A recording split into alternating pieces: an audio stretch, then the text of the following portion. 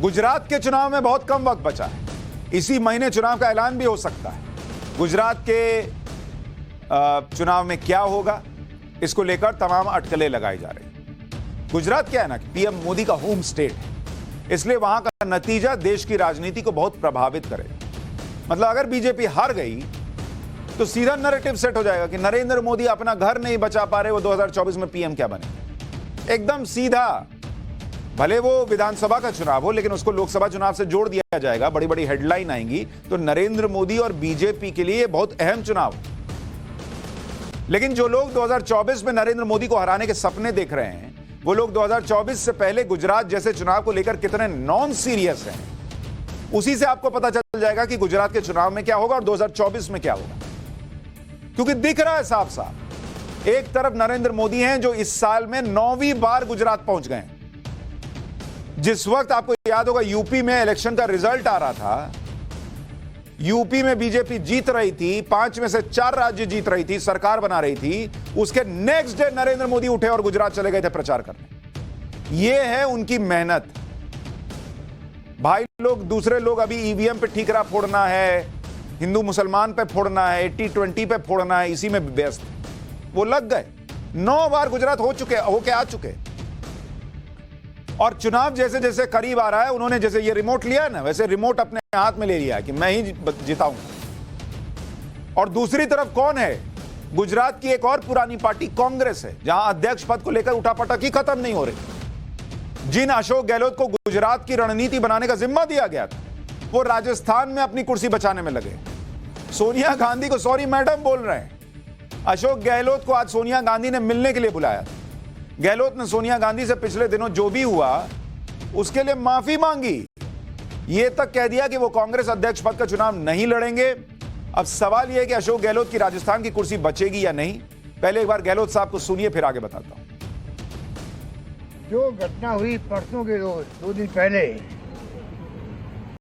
वो घटना इतना हिला के रख दिया हम सबको। मुझे जो दुख है वो मैं जान सकता हूँ, क्योंकि पूरे देश में मैसेज चला गया जैसे मैं मुख्यमंत्री बना रहना चाहता हूँ, इसलिए सब कुछ हो रहा है। मैंने सोनिया जी से भी सॉरी फील किया है, माफ़ी मांगी है, क्योंकि परसों की वो घटना हुई है और मेरी मॉरल रेस्पॉन्सिबिलिटी थी कि वो प्रचार पार्क होता। तो मैंने तय किया है अब मैं इस माहौल के अंदर चुनाव नहीं लड़ूंगा। ये मेरा फैसला है। ये फैसला मैं नहीं करूंगा, ये फैसला सोनिया गांधी जी करेगी, कांग्रेस अध्यक्ष करेगी। Thank you. सोचिए, जिस व्यक्ति को कांग्रेस अध्यक्ष बनाया जाना था, वो सोनिया गांधी को सॉरी बोल रहा है। अब अगर अशोक गहलोत अध्यक्ष बन भी जाते तो कैसे कांग्रेस को चलाते, इसको लेके तो कोई डाउट है नहीं। कैसे उनके पास पूरी अथॉरिटी या पावर रहती, इसको लेके भी डाउट नहीं। इसका अंदाजा लग रहा है। और यह भी बात कही जाती है कि कांग्रेस के अंदर पिछले 1 हफ्ते से जो चल रहा है वो एक तरह से केरल से कंट्रोल हो रहा है। जहां राहुल गांधी की यात्रा चल रही, एक तरफ राहुल गांधी कहते हैं उनकी कोई दिलचस्पी नहीं है कांग्रेस अध्यक्ष बनने, और गांधी परिवार से कोई अध्यक्ष बनेगा भी नहीं। उन्होंने अपनी तरफ से ऐलान भी कर दिया, प्रियंका वाड्रा बनना चाहे ना चाहे, वो उन्होंने कह दिया कि नहीं, कोई नहीं बनेगा गांधी परिवार से। दूसरी तरफ राजस्थान की उठापटक के बीच नेता राहुल गांधी से केरल में मिल कर आ रहे हैं, फिर यहां सोनिया गांधी को रिपोर्ट कर रहे हैं, और फिर दिल्ली में सोनिया गांधी फैसले लेती है। अध्यक्ष नहीं बनेंगे लेकिन कंट्रोल पूरा रखेंगे। कहा जा रहा है कि अब दिग्विजय सिंह को कांग्रेस अध्यक्ष बनाया जा सकता है। उन्होंने नामांकन के लिए फॉर्म ले लिया है कि फॉर्म दीजिए मैं भर दूं। दिग्विजय सिंह गांधी परिवार के बहुत करीबी हैं, राहुल गांधी के भी बहुत करीबी हैं। यानी अशोक गहलोत के हटने के बाद एक और गांधी परिवार के करीबी को ही कांग्रेस अध्यक्ष पद के लिए मौका मिलने की संभावना है। मैंने आपको हिस्ट्री के चैप्टर में वो नेहरू जी वाला बताया था ना कि या तो कुर्सी पर मैं रहूंगा या मेरा आदमी रहे। वो नेहरू जी के जमाने से आज भी चल रहा है। या तो गांधी परिवार का कोई रहेगा या गांधी परिवार का कोई खास रहेगा। वैसे तो शशि थरूर भी चुनाव लड़ रहे हैं, लेकिन वो कांग्रेस के अंदर गांधी परिवार का विरोध करने वाले G23 के सदस्य माने जाते हैं। इस स्थिति में शशि थरूर का चुनाव जीतने की संभावना बहुत कम है और दिग्विजय सिंह के नए कांग्रेस अध्यक्ष बन जाने की बहुत संभावना है। लेकिन मैं बात राहुल गांधी की कर रहा था, जिन्होंने 18 दिन बाद केरल में अपनी भारत जोड़ो यात्रा खत्म की। ये वही राहुल गांधी हैं जो पिछली बार गुजरात चुनाव में मंदिर मंदिर घूम रहे थे। करीब 27 मंदिर गए थे। और अब जब गुजरात में चुनाव होने वाले हैं तो वो केरल में, जबकि केरल में अभी कोई चुनाव नहीं है और हफ्तों से राहुल गांधी वहीं पर अपनी भारत जोड़ो यात्रा चला रहे हैं। केरल में 18 दिन रहने के बाद राहुल गांधी तमिलनाडु जा रहे हैं, उसके बाद भी गुजरात नहीं है। अगर राहुल गांधी राजनीति के लिए गंभीर होते तो इस वक्त वो गुजरात में होते या फिर हिमाचल में होते जहां कुछ महीने में चुनाव होने वाले हैं, लेकिन ना गुजरात में है ना हिमाचल में है, और दोनों जगह पर एक तरह से कांग्रेस ने सरेंडर कर दिया, ऐसा दिख रहा है।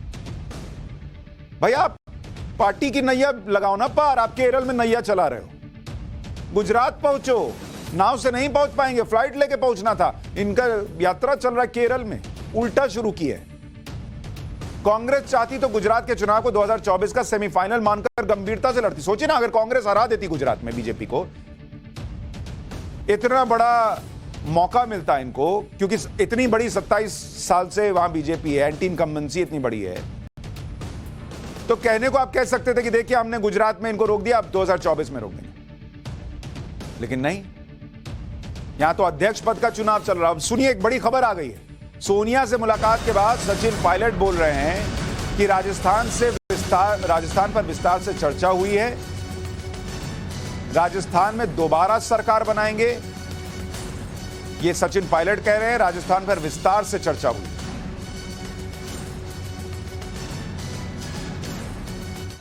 तरीके से मैं सारी बातों को सुना और कार्यक्रम हुआ राजस्थान के जयपुर में, उस पर विस्तार से हमने चर्चा करी और मैं मानता हूं कि जो मेरे सेंटिमेंट्स थे, जो मेरी भावनाएं थी, जो मेरा फीडबैक था, मैंने इत्मीनान से कांग्रेस अध्यक्ष सोनिया गांधी जी को बताया है और हम सब यही चाहते हैं कि हम इसी तरह मेहनत कर 2023 का विधानसभा चुनाव, उसके लिए हमको मिलकर काम करना पड़ेगा और राजस्थान के संदर्भ में जो भी निर्णय या जो भी डिसीजन लेना है वो पार्टी लेंगी। सबका एक ही उद्देश्य है, बाकी राज्यों में कांग्रेस पार्टी के चुनाव को सुनिश्चित। सचिन पायलट कह रहे हैं राजस्थान में दोबारा सरकार बनाएंगे। अरे बॉस, वहां दोबारा बाद में बनाइएगा, पहले गुजरात में तो बनाइए, वहां नेक्स्ट चुनाव है।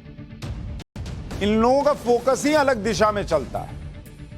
नरेंद्र मोदी के विरोधी कहते हैं कि वो 24 घंटे राजनीति करते हैं, लेकिन नरेंद्र मोदी सिर्फ राजनीति नहीं करते, वो विकास की भी राजनीति करते हैं। ये वो राजनीति है जिसमें नरेंद्र मोदी के विरोधी दूर दूर तक नहीं दिख रहे। आज का उदाहरण देखिए, नरेंद्र मोदी गुजरात में 2 दिन के दौरे पर हैं। इन 2 दिनों में नरेंद्र मोदी 29,000 करोड़ की अलग अलग योजनाओं की सौगात गुजरात को देंगे। आज प्रधानमंत्री मोदी सूरत और भावनगर और अहमदाबाद गए। उन्होंने सूरत और भावनगर में रोड शो भी किया। सूरत में एक रैली को संबोधित किया। सूरत में ही 3400 करोड़ के प्रोजेक्ट की नींव रखी। भावनगर को 5200 करोड़ की विकास परियोजनाओं की सौगात दे दी।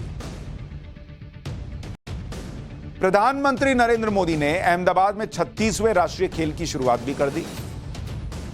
एक ओपन जीप में गए, स्टेडियम का चक्कर लगाया, लोगों का अभिवादन स्वीकार किया। खेलों के शुभारंभ के दौरान पूरा स्टेडियम दर्शकों से भरा हुआ था। यह दर्शकों को देख के तो नहीं लग रहा कि गुजरात में बीजेपी के खिलाफ माहौल है। रोड शो देख के तो नहीं लग रहा माहौल है। गुजरात में नेशनल गेम्स 29 सितंबर से 12 अक्टूबर 2022 तक चलेंगे। इसमें देश भर के 15,000 खिलाड़ी हिस्सा ले रहे हैं, जिससे यह अब तक का सबसे बड़ा नेशनल गेम्स का आयोजन बन गया। आज पीएम मोदी ने खेलों में भारत की ताकत का भी जिक्र किया। एक बार प्रधानमंत्री को सुनिए, फिर मैं आगे की सुनाऊंगा। आप देखिए, 8 साल पहले तक भारत के खिलाड़ी 100 से भी कम इंटरनेशनल इवेंट्स में हिस्सा लेते थे। अब भारत के खिलाड़ी 300 से भी ज्यादा इंटरनेशनल इवेंट्स में शामिल होते हैं। 8 साल पहले भारत के खिलाड़ी 20-25 खेलों को खेलने के जाते थे। अब भारत के खिलाड़ी करीब 40 अलग अलग खेलों में हिस्सा लेने जाते हैं। साथियों, खेल की दुनिया में ये सामर्थ्य दिखाने की क्षमता देश में पहले भी थी। ये विजय अभियान पहले भी शुरू हो सकता था, लेकिन खेलों में जो प्रोफेशनलिज्म होना चाहिए था उसकी जगह परिवारवाद और भ्रष्टाचार ने ले रखी थी। हमने सिस्टम की सफाई भी की और युवाओं में उनके सपनों के लिए भरोसा भी जगाया। तो राहुल गांधी केरल में नाव चला रहे हैं, नरेंद्र मोदी वहां खड़े होकर लोगों को बता रहे हैं कि उन्होंने क्या क्या बदल दिया। तो कौन चुनाव जीतेगा आप सोचिए, ये तो बेसिक है ना।